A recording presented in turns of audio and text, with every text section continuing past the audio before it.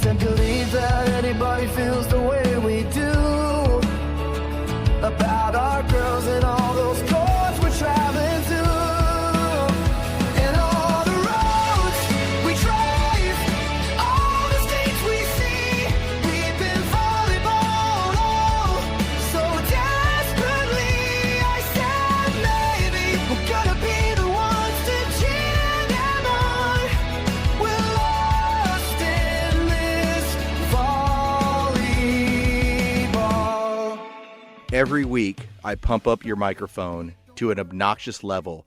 And then the weird part about it is that you say, well, you gave me the quiet mic. And then you start getting really excited, and then you start blowing the microphone out. He gave me the quiet mic because I'm loud. Okay, now it looks like normal. Like if you look at the readings, everything looks good. It's chapter 17 of Volleyball'd. Welcome in. We're the Medinas. I'm Carlos, and that's Allison. And I'm Allison. That is not how you're supposed to talk. We've discussed this before. You can't tell me what to do, sir. You can't tell me how to talk. Don't tell me what to say.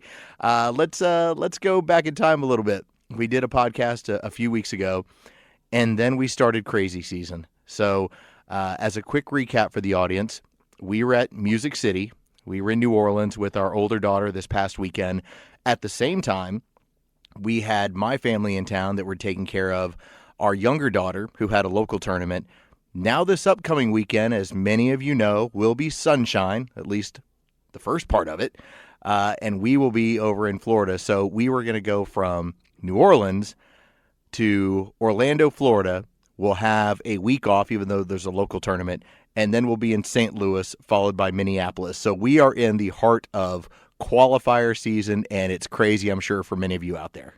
Minneapolis twice. Mind you. I'm going to sit out the second one. He's going to sit out the first one. But the family will be in Minneapolis 2 times in 2 weekends. And it was an experience when we were in New Orleans. We'd never gone to Music City. A ton of Texas teams, a lot of really good volleyball. Our older team ended up going 6-2, missed out on the bid, but played well. And I think what we kind of look back at is we were having to explain to some of the parents that were new to the process, qualifying is not easy. Unless you're just a dominant team, it's very difficult. It's you need the bracket gods to help you out, and you need a path, and you need to play well on a Sunday. And we got a bunch of those, but just not enough of them. We have a team this year that was cobbled together from girls from all over the city, only one of which had even played at the club last year. The rest of us came from other places. So there's varying degrees of, how many qualifiers you've been to, how far you've traveled to play, all of that sort of thing. And the look on some of these parents' faces as we're, tight in pretty much every set, every match. There's just not a lot of blowouts. Knows. I mean, we had some.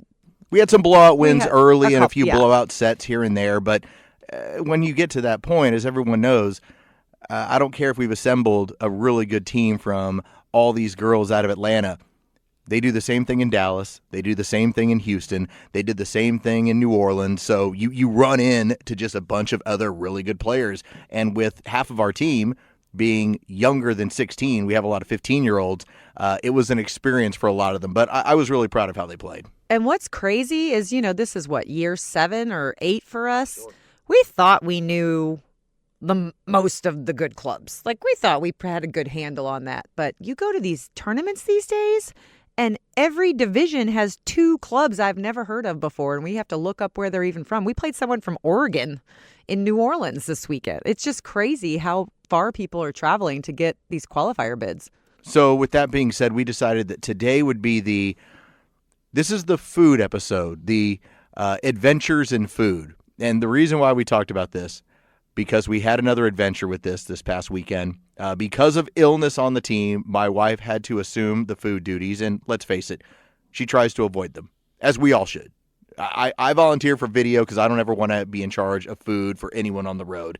I think it is the most difficult job, whether team coordinator, team mom, no, food mom, that's the worst one.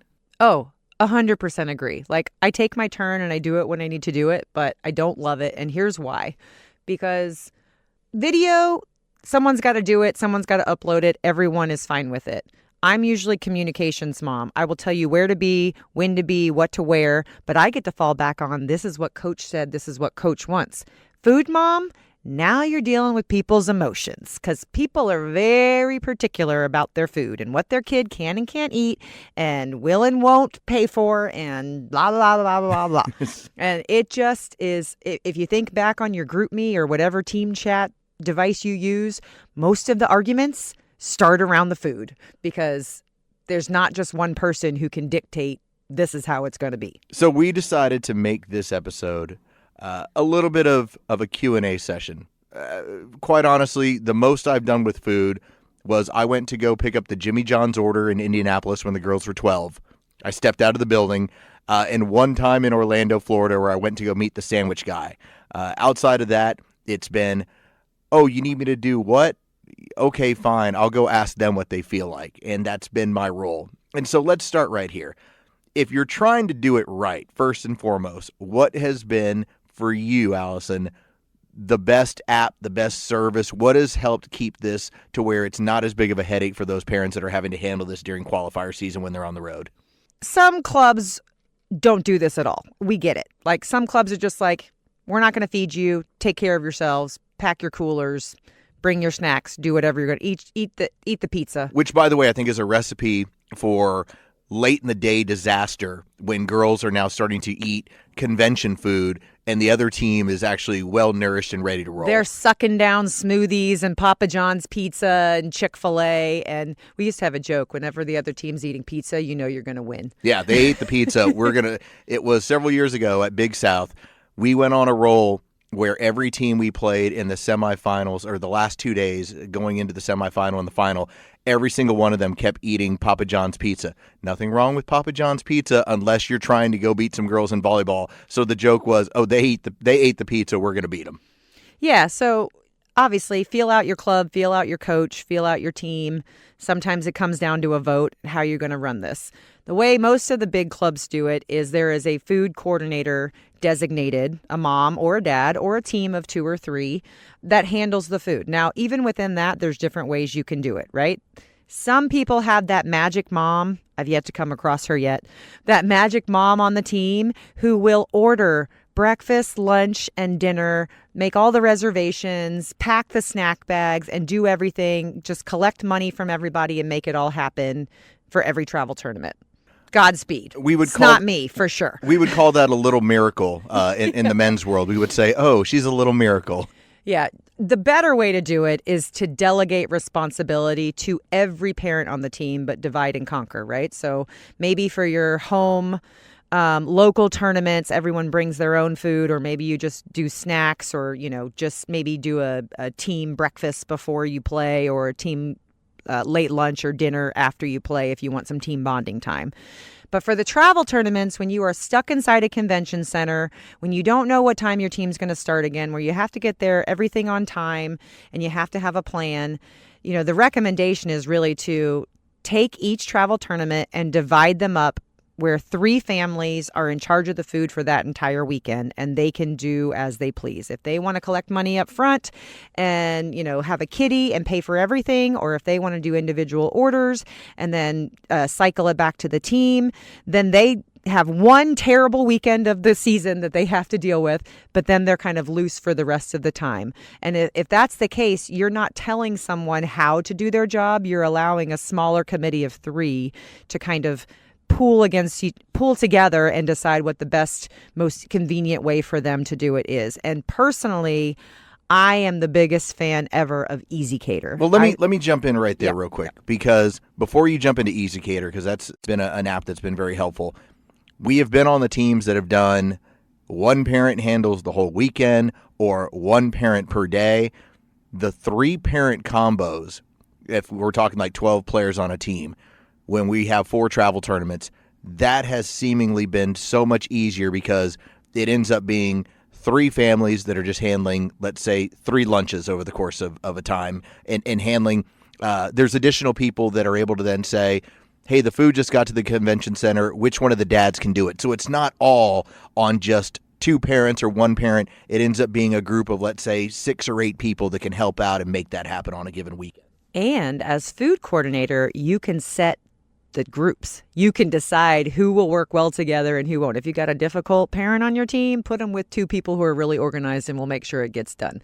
Don't put the 3 people who never show up to anything on the same weekend together, because the children will not get fed. It's like when you assign the ball cart to the parent that likes Forgets to party everything. and forgets everything. That's a bad idea. So yeah, let's move over though to Easy Cater, because when our oldest daughter, this is now running about 5 or 6 years ago, when we were first starting to travel a ton, we did I would say the first mistake of, well, let's just look what's around there and call them and see if they would fulfill an order. And we experienced when you would get a random email like, hey, we can't fulfill the order, or we'd get a phone call late. When we started going through Easy Cater, it was different. Yeah, I had the DoorDash order canceled 15 minutes before it was supposed to be delivered at a qualifier where these kids had to eat. And it was the mad scramble where the mom in our group who was back home and couldn't make the trip was calling Publix to try to have our sandwich orders made so that we could drive over there and pick them up and bring them back.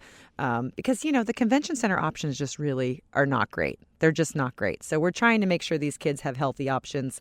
Sometimes you got kids that are gluten-free or that, have a dairy allergy. And so you've got to really try to work to make sure they all have something to eat. We've also had parents who they are aware that their kids have severe allergies. They bow out of the food program and do it on their own. That's fine too.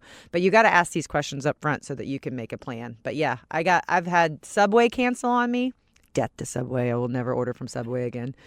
I've had, someone in Philadelphia canceled on us. I can't remember. It was the last vendor. minute, yeah. There was Canceled one there. an Uber Eats order on us last minute. They said they couldn't fulfill the order. But Easy Cater has never failed. So if you haven't looked it up before, EZ letter Cater.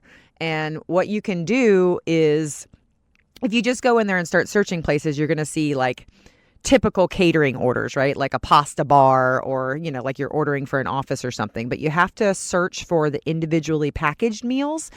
And then what you can do is you start an order with a place that can deliver to the facility with individually packaged meals. And then you create a link that you can share in your group me or your group chat, and all of the parents or the girls can go in and hand select their order with an exact amount on it. So you know exactly how much each person owes. The coach can order in there too, and you can divide and pay for that coach's meal later if that's something that is common practice in your club. It's not everywhere. And handle money a whole lot easier to sort at the end of the day. Because the nightmare scenario, and we've seen other teams that did it this way, and it would create large arguments. It would start the year with every family contribute $300 into the kitty, and we will then use that money for food services. That money is typically gone within the first tournament and a half. And then you're going back to families asking them for more money. And that's the problem because, we're parents. We're not bookkeepers. So it's not like there's this running spreadsheet that's like housing all of it. And all of a sudden you're like, where's all this money going? Like, why don't we have it? And it tends to get people ticked off when your money's being spent, but you can't see the dollars go away. It's different when you create an easier way that you can just collect money after each event with an exact tab of here's how much you ordered to the cent. Maybe we divide up the taxes. Maybe we divide up the delivery fee. So there's a little bit of additional surcharge that wasn't in your first order. But at the end of the day, it makes it a lot easier and avoids a lot of conflict. And that has been our experience.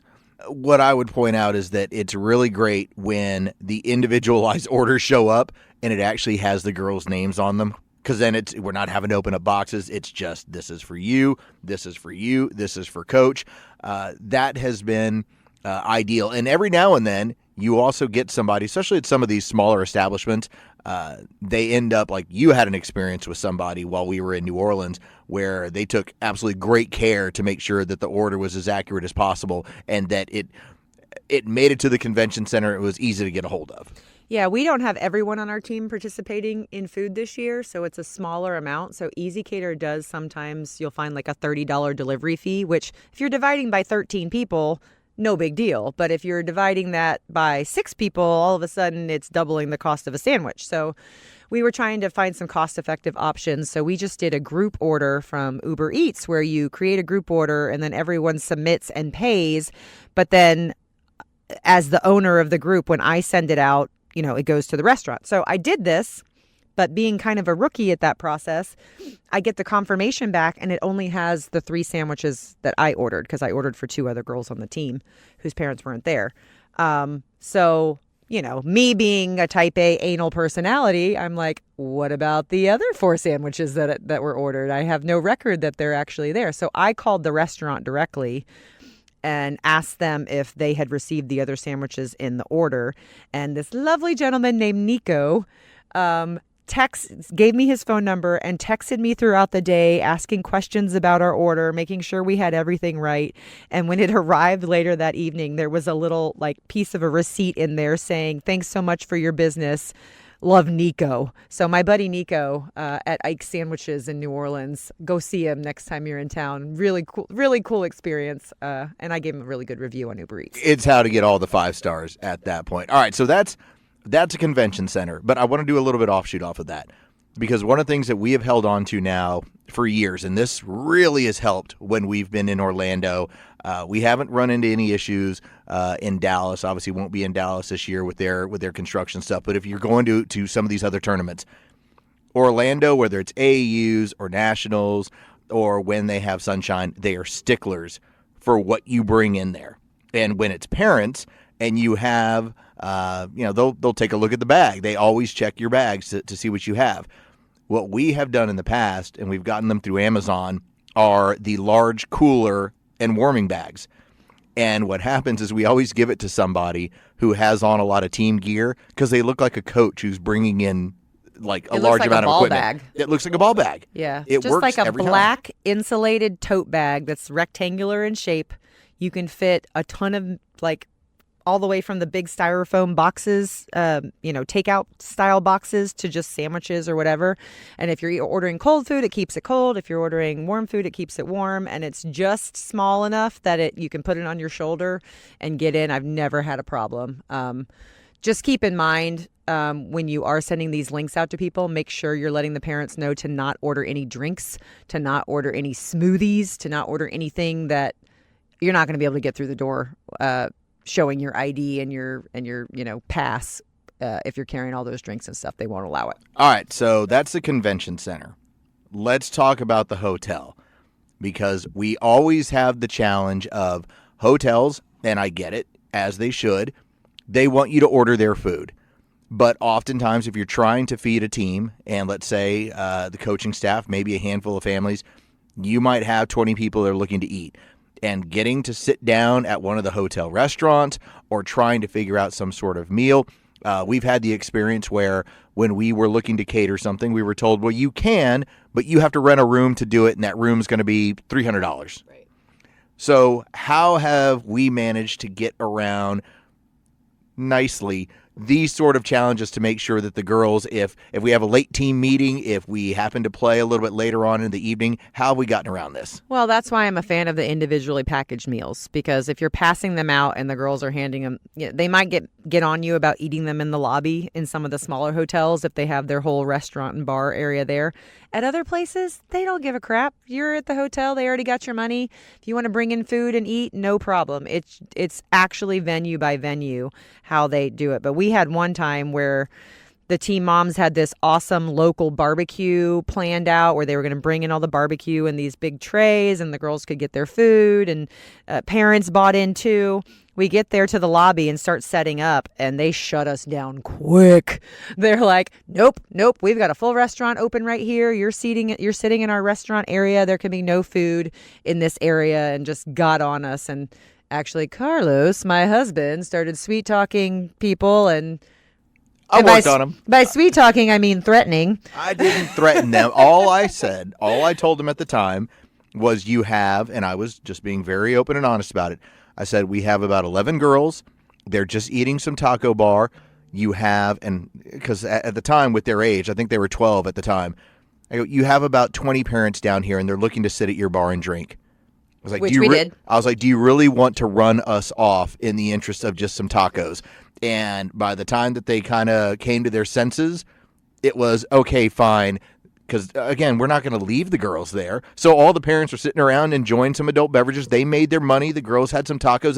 And quite honestly, they didn't have the capability at that hour of feeding them any kind of food anyway. It was just hotel policy if they had food service available, which they didn't. And if you remember, the deal was the next night we paid for 10 pizzas. Yes. That's how we got them to let us finish our bar. Is the next day we said, hey, we'll come back tomorrow. We will eat with you. Can pre-order them now. Pre-order the pizzas We'll now. pay for them now, and we will eat your food tomorrow if you'll just let us finish our meal here. So sometimes the art of negotiation. It's just having a discussion sometimes. Because let's face it, some of these tournaments, and this was not a qualifier, but this was an out-of-town tournament. I think we were Louisville, Kentucky at this point. Maybe that one or one of the North Carolina tournaments.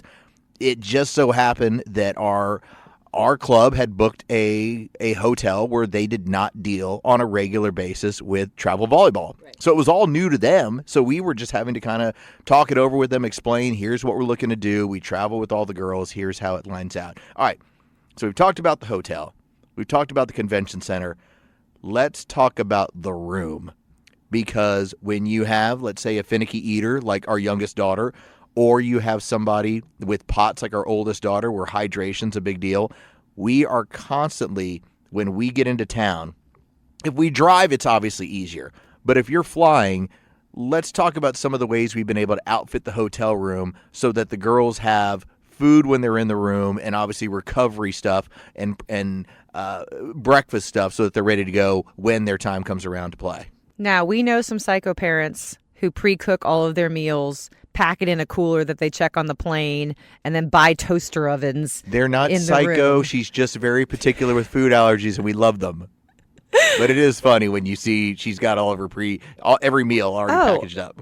Totally different families. I know people who bring hot plates to the room and cook a full scrambled egg and bacon breakfast for their players in the morning. We've tried it. I'm not that mom. Sorry. We tried it with the little egg maker we had one year. Sous vide. No, you sound great. You're doing great. That word. I tried it, and she took a bite. She's like, it's fine. Yeah. I am not sitting here and cooking eggs in my hotel room for it to just be fine. So, but I will say this, I'll throw protein bars that we know our kids like, or some small snacks in the suitcase if we're checking luggage.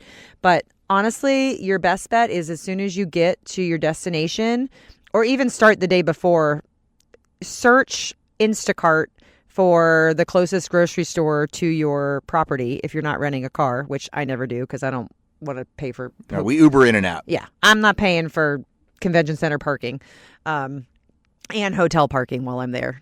So anyway, go ahead and look at Instacart. If you're a Walmart Plus shopper or Target Shipped or one of those, you can, pre-think your grocery list through so that you have quick grab snacks, fresh fruit. And I like to always have breakfast items. Some teams do team breakfast. We are actually experiencing that for the first time this year, so that will be a new opportunity for us. But for the most part, our teams haven't done team breakfast, so I've always tried to have healthy options for the girls in the room. For breakfast, a quick one, if there's no toaster or microwave available, we'll just do bread with peanut butter and banana on it, some fruit, and a protein bar or some type of beef jerky, beef stick, just to get them some protein in them. Well, and this is in the morning. This is also why if you can get a hold of the hotel, and typically again, call the phone number, see where you're staying, find out what their amenities are.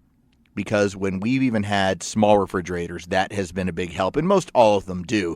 But we've been fortunate enough to stay where there's been a couple places that have had half refrigerators. Well, then we're really in business. Because at that point, with a half refrigerator and a microwave, we can keep everything that we need to, and we don't have to worry about packing a giant cooler to bring with us to put in the car, or trying to figure out how to get something like that picked up where we're there or on a plane. Yep.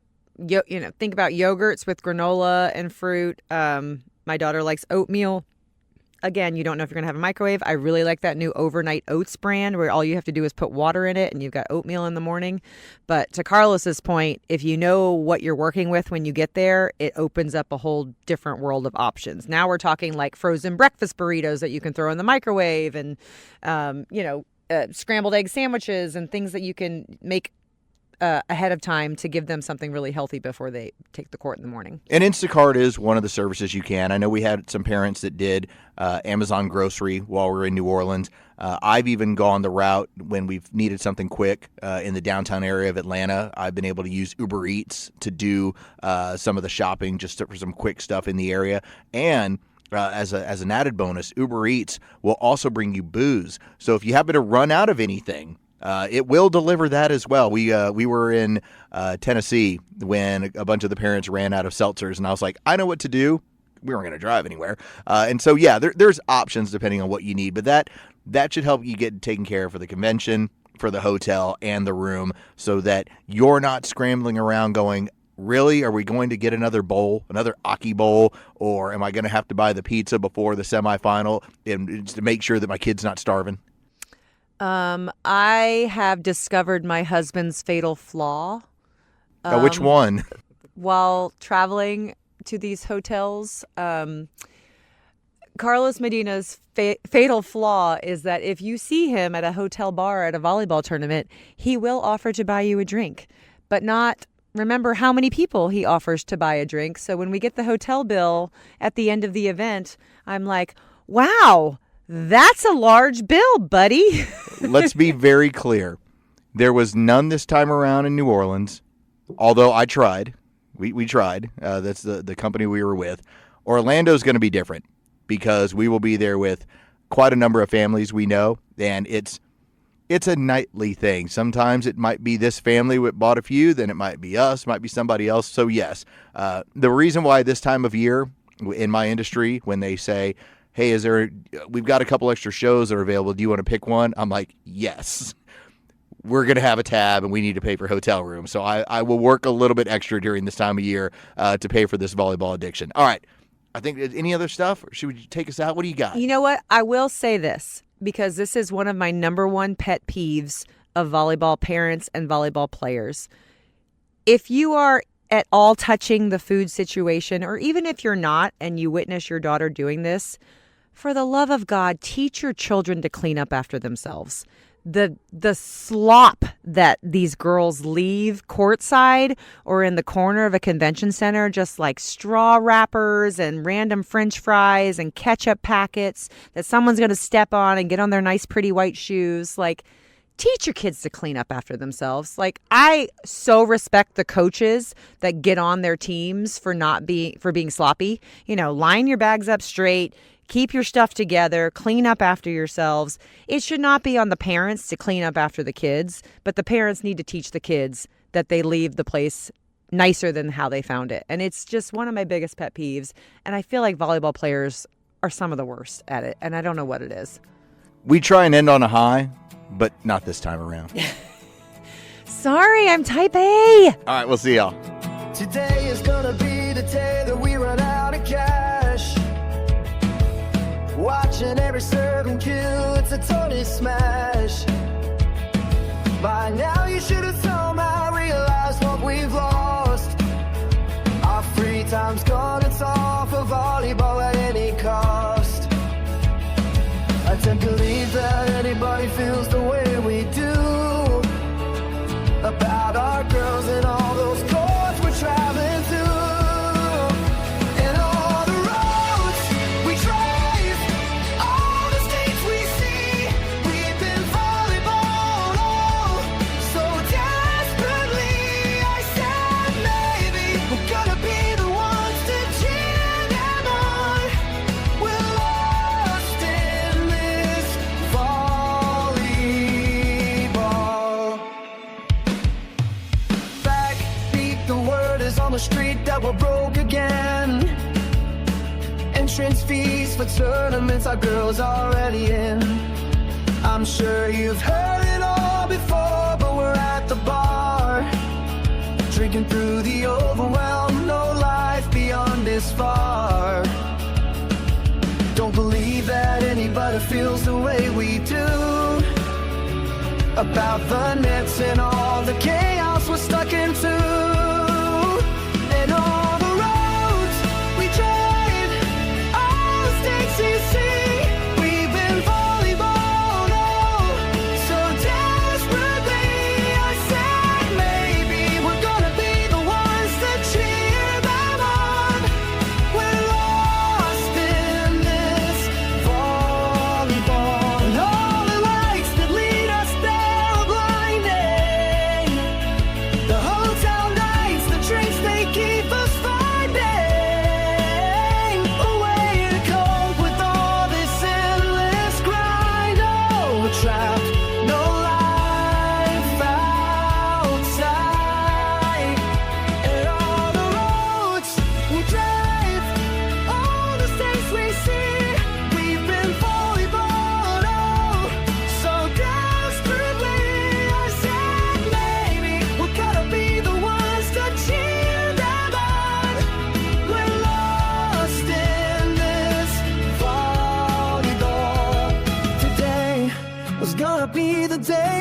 still here.